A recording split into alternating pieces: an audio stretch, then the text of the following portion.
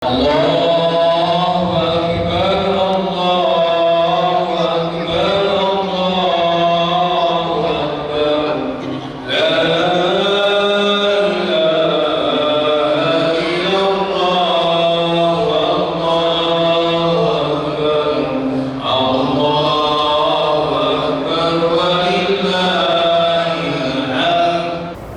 ma'asyiral muslimin wa jumlatal mu'minin rahimakumullah, i'lamu anna yawmakum hadal yawmul akbar ila ibadah sa'ina khatibu alal mimbar la'allakum tuflihun ankitu wasma'u wa ati'u rahimakumullah ankitu wasma'u wa rahimakumullah ansitu wasma'u wa ati'u rahimakumullah. Allahumma shalli ala Muhammad, Allahumma shalli ala Muhammad, Allahumma shalli wa sallim ala sayyidina Muhammad wa ala ali sayyidina Muhammad.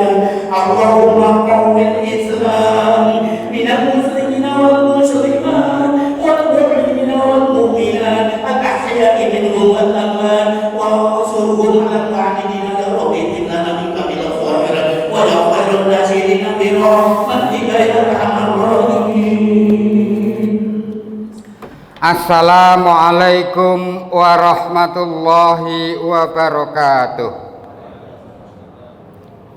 Allahu Akbar, Allahu Akbar, Allahu Akbar, Allahu Akbar, Allahu Akbar, Allahu Akbar, Allahu Akbar, Allahu Akbar, Allahu Akbar, Allahu Akbar. Kullama halla hilalun wa abdarallahu akbar, kullama soma shaimun wa aftarallahu akbar, kullama tarakum sahabun fa amtara, kullama nabata nabatun wa azhar, wa kullama at'ama qani'un mu'tar.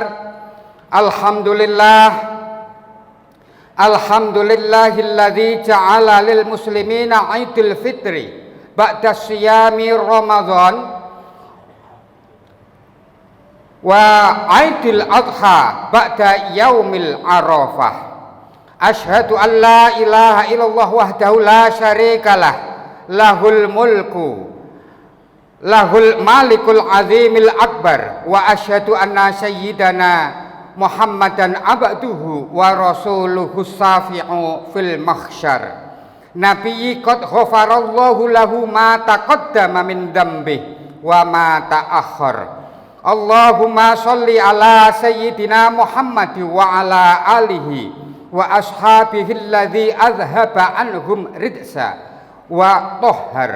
Amma ba'd, faya ibadallah ittaqullah haqqa tuqatih wa la tamutunna illa wa antum muslimun. Jamaah salat Idul Adha rahimakumullah, marilah selalu memanjatkan syukur kepada Allah karena pada hari ini kita masih diberi karunia untuk melakukan sholat Idul Adha di masjid yang penuh berkah. Demikian pula diberikan kesempatan bertemu keluarga, sahabat, tetangga yang mungkin jarang kita temui di hari biasa. Karena ini adalah waktu istimewa yang disediakan untuk kita, umat Islam. Karenanya mari aneka nikmat yang ada kita pergunakan dengan sebaik mungkin untuk meningkatkan takwa Allah yang diwujudkan dengan menjalankan perintah dan menjauhi larangan-larangannya. Hadirin yang berbahagia,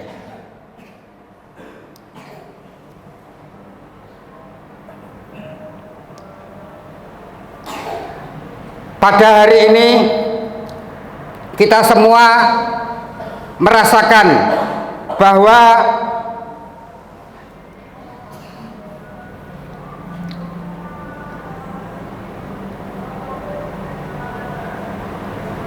baru saja kita rebahkan diri kita, bersimpuh di depan pintu kebesaran Allah yang Maha Pengasih lagi Maha Penyayang. Baru saja kita mengakhiri sholat dengan menyebarkan salam sejahtera kepada makhluk sekitar. Sejak tadi malam sampai pagi ini kita memenuhi langit dengan suara takbir kita. Allahu Akbar, Allahu Akbar, Allahu Akbar, la ilaha illallah, wallahu akbar, Allahu Akbar, walillahil hamd.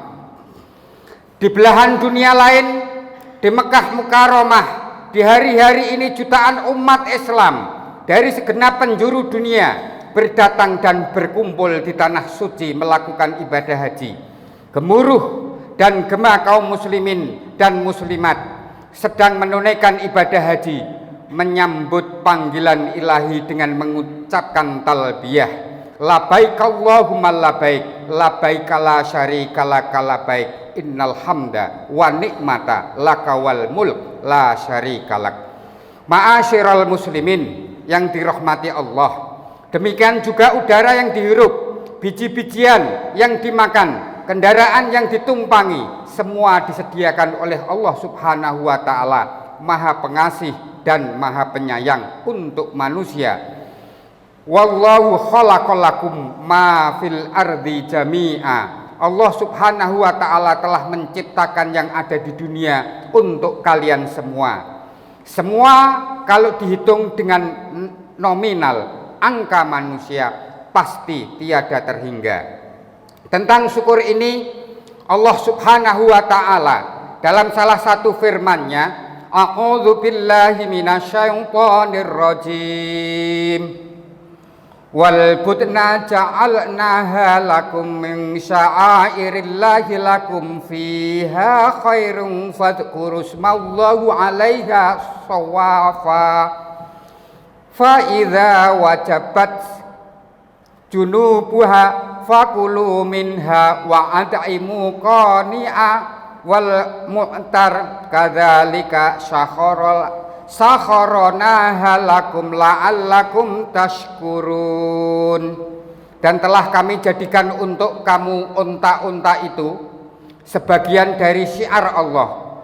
Kamu memperoleh kebaikan yang banyak padanya, maka sebutlah olehmu nama Allah ketika kamu menyembelihnya dalam keadaan berdiri dan telah terikat. Kemudian apabila telah roboh mati, maka makanlah sebagiannya dan berikan makanlah orang yang rela dengan apa yang ada padanya, yang tidak meminta-minta. Dan orang yang meminta, demikianlah kami telah menundukkan unta-unta itu untuk kepadamu semua. Mudah-mudahan kamu bersyukur. Ma'asyiral muslimin rahimakumullah. Hari Raya Idul Adha selalu saja menjadi rekonstruksi sejarah masa lampau, sejarah kehidupan figur-figur agung para kekasih Allah Subhanahu wa Ta'ala, yaitu figur Nabiullah Ibrahim alaihissalam, figur sang anak hebat Nabi Ismail, dan figur sang ibu luar biasa Sayyidatina Siti Hajar. Prosesi yang mengharu biru sejarah umat manusia adalah penyembelihan Nabiullah Ibrahim alaihissalam pada putra tercintanya Nabiullah Ismail alaihissalam, yang akhirnya diganti oleh Allah dengan seekor kambing. Selain sebagai bentuk kepatuhan pada titah Allah Subhanahu wa Ta'ala, ibadah kurban adalah merupakan bentuk solidaritas atas sesama yang tercecer dari mobilitas sosial untuk mereka, yakni orang-orang fakir dan miskin. Apalagi di tengah kondisi perekonomian yang lesu di negara Indonesia imbas dari COVID-19, juga nilai tukar rupiah yang anjlok kisaran Rp15.000 per dolarnya dan menyebabkan makin sulitnya kehidupan saudara-saudara kita, adalah kewajiban untuk membantu.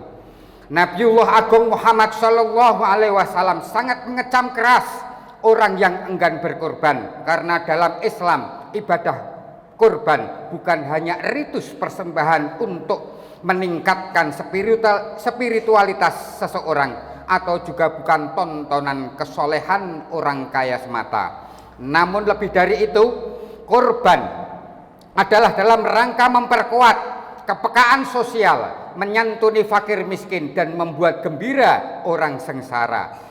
Kurban mencerminkan pesan Islam bahwa seseorang hanya dapat takarub pada Allah dari kata kurban, koroba, takarub, mendekatkan diri kepada Allah bila ia sebelumnya telah dekat dengan saudara-saudara yang kekurangan. Hadirin yang dirahmati Allah, selain itu ada beberapa hal yang dapat kita petik dalam sirah dan kehidupan Nabi Agung Ibrahim alaihissalam dan keluarganya. Pelajaran pertama adalah pertanyaan Allah subhanahu wa ta'ala pada Nabiullah Ibrahim, fa'aina tadhabun. Ketika Nabi Ibrahim yang dikenal kaya raya dengan 1000 ekor domba, 300 ekor lembu, 100 ekor unta, beliau ditanya hendak kemana ia pergi. Maka beliau menjawab, inna zahibun ila rabbi sayahdin. Sesungguhnya aku pergi terhadap Tuhanku dan dia memberi petunjuk kepadaku. Bagi Nabiullah Ibrahim, tujuan akhir hidup manusia bukan kekayaan, bukan pangkat, bukan jabatan dan sebagainya, tetapi tujuan hidup manusia adalah Allah subhanahu wa ta'ala. Karena seperti dimaklumi sebagai sunnatullah, manusia selalu bergerak sesuai naluri bawaan, ingin memperluas wawasan dan pengalaman hidupnya. Untuk memfasilitasi manusia, maka diciptakanlah berbagai sarana kehidupan, mulai dari sandal, sepatu, jalan, kendaraan, hingga peralatan yang lain agar manusia bisa hidup dengan nyaman. Manusia juga membangun jembatan, menggunakan jalur lautan dan juga udara. Manusia juga mengapling-ngapling lautan, udara demikian rupa sehingga mengurai kemacetan di daratan. Jamaah sholat Idul Adha yang mulia, dalam perjalanan dan pengembaraan manusia secara fisik untuk mengetahui luasnya dunia, pada akhirnya terhambat secara teknis. Kemacetan tetap terjadi di daratan, lautan maupun udara. Oleh karena itu manusia menciptakan internet dan teknologi fotografi serta televisi. Di masa sekarang manusia hanya dengan duduk di depan komputer atau televisi, mereka sudah dapat menjangkau dunia yang lebih luas dan warna-warni, meskipun disajikan dalam bentuk potongan gambar, rekaman video atau foto. Mereka menyebutnya sebagai sebuah keniscayaan di era visual age. Islam seperti diperlihatkan Nabiullah Ibrahim mentradisikan jalan menuju Tuhan sebagai jalan kebahagiaan dan jalan menuju akhirat. Islam memberi dimensi moral spiritual agar aktivitas manusia memiliki tujuan yang lebih bermakna, bukan hanya sekedar mobilitas fisik tanpa tujuan yang bersifat ilahi. Pertanyaan Allah pada Nabi Ibrahim adalah pertanyaan moral yang penuh makna. Hendak dibawa kemana harta kita? Hendak dibawa kemana mobil kita? Hendak dibawa kemana jabatan kita? Hendak dibawa kemana pangkat kita? Hendak dibawa kemana ilmu kita? Hendak dibawa kemana tubuh kita? Di tengah hiruk pikuk manusia dengan berbagai aktivitasnya, maka menjadi penting untuk menanyakan kembali pertanyaan Nabiullah Ibrahim, karena bisa jadi yang primer bagi manusia secara faktual dewasa ini adalah avoiding the pain, menghindari apa yang menyakitkan, lalu juga looking for the pleasure, mengejar apapun yang dirasakan menyenangkan, sehingga yang muncul hanyalah kehidupan materi duniawi belaka. Sebagai dikatakan salah seorang pemikir, Komarudin Hidayat, bahwa salah satu dimensi dan misi manusia sebagai moral being adalah menegakkan nilai-nilai moral dalam kehidupan dimanapun berada. Moral being ini harus diwujudkan dalam ruang-ruang kantor, di kamar rumah, di masjid, di restoran, di warung kopi, dan di angkringan-angkringan di mana kita biasa menongkrong. Tujuan hidup kita lagi-lagi seperti teladan Nabiullah Ibrahim adalah harus tertuju pada Allah, Tuhan semesta alam, inna sholati wa nusuki wa mahyaya wa mamati lillahi rabbil alamin. Sesungguhnya sholatku, matiku, hidupku adalah untuk Allah. Setiap sholat kita sudah sering kali mengikrarkan dalam lisan kata-kata itu. Hadirin yang dimuliakan Allah, pelajaran berharga lainnya yang kita bisa teladani dari Nabiullah Ibrahim alaihissalam adalah bahwa tujuan tertinggi manusia adalah seperti doa Nabiullah Ibrahim alaihissalam, Rabbi habli minas sholihin, ya Allah berilah kami anak-anak yang soleh. Nabi Ibrahim meminta anak yang soleh, bukan anak yang pintar, bukan anak yang kaya raya, bukan anak yang punya jabatan luar biasa, bukan anak yang punya pangkat setinggi langit. Karena apalah arti anak kaya, apalah anak berpangkat, dan apalah arti anak berjabatan. Anak yang pintar tapi mereka tidak soleh. Karena itu kata kuncinya adalah anak soleh. Untuk mewujudkan anak yang soleh tentu bukan dengan mudah. Pertama, keluarga adalah hal utama dan pertama dalam mewujudkan anak soleh. Jangan meremehkan peran keluarga. Anak yang soleh dan solehah pasti tidak luput dari pendidikan keluarga sejak dini, seperti yang dilakukan Nabiullah Ibrahim alaihissalam dan ibundanya Sayyidatina Siti Hajar. Kedua, berjibaku membentuk karakter Ismail sedemikian rupa. Mereka mengajarkan pendidikan agama pada Nabiullah Ismail sejak kecil, sejak dini. Ini sama dengan sabda junjungan kita Nabi Agung Muhammad SAW dalam mendidik anak-anak muslim. Didiklah anak-anakmu pada 3 perkara: mencintai nabimu, mencintai ahli baitnya, dan membaca Al-Quran. Sahabat Ali karamallahu wajhah dalam salah satu kaulnya, alimu auladakum fa innahum mahlukuna fi zamani ghairi zamanikum. Didiklah anak-anakmu karena mereka hidup di zaman yang tidak sama dengan zamanmu.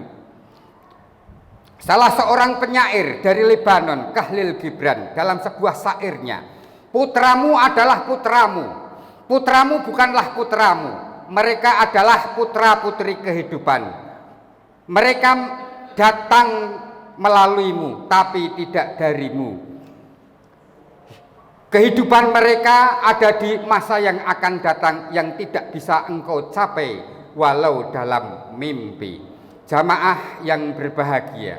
Kedua, memberi keteladanan uswah pada anak-anak kita. Bagaimanapun keteladanan merupakan dakwah yang sangat manjur dalam mengarahkan anak.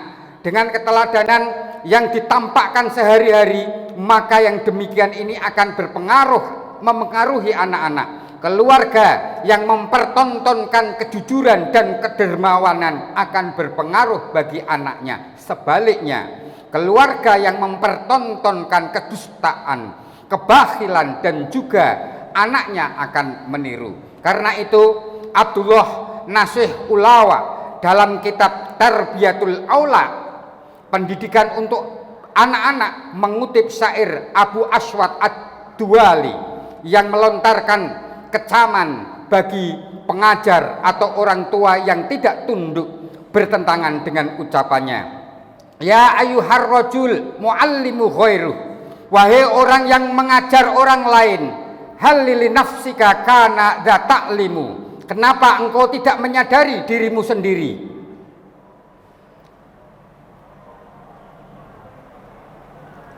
Engkau terangkan bermacam-macam obat bagi segala penyakit agar semua sakit sembuh. Tasifud dawa alidha sakomi wa dhisona kaima yasihu bihi wa anta sakimu, sedangkan engkau sendiri ditimpa sakit. Wataraka tuslih birosadil ukulana, obatilah dirimu dahulu.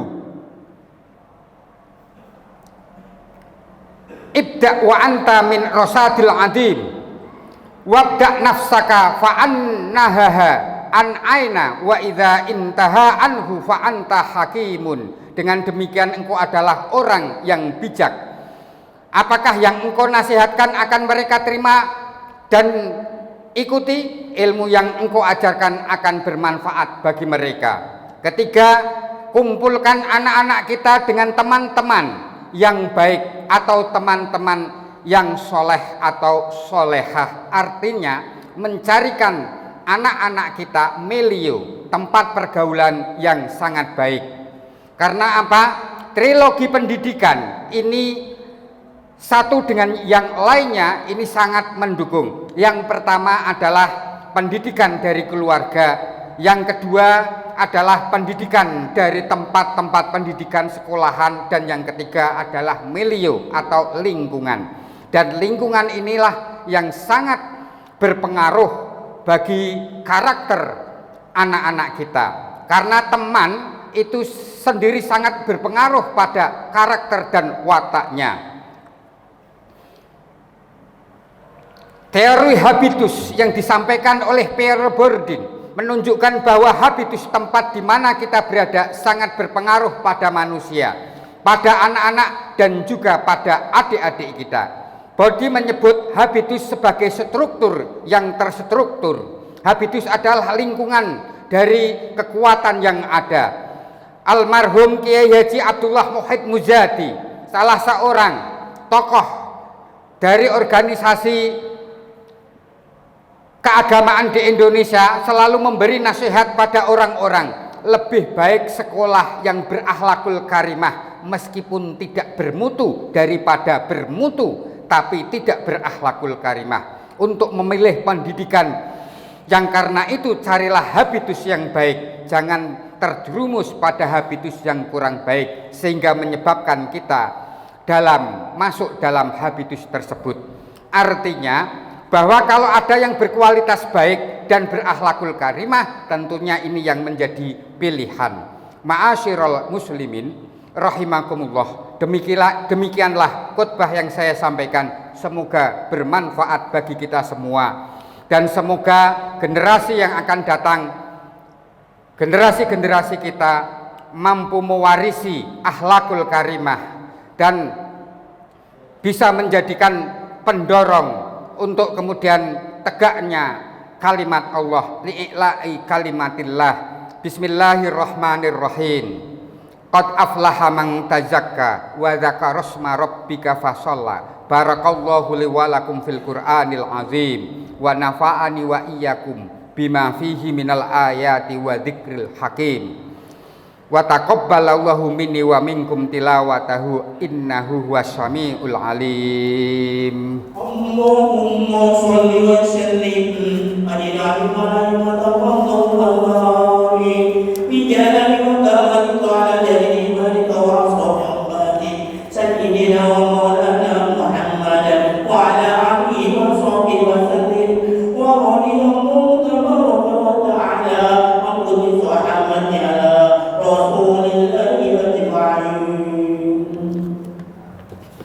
Allahu Akbar, Allahu Akbar, Allahu Akbar, Allahu Akbar, Allahu Akbar, Allahu Akbar, Allahu Akbar, Allahu Akbar kabira walhamdulillahi katsira wa subhanallahi bukratan wa asila.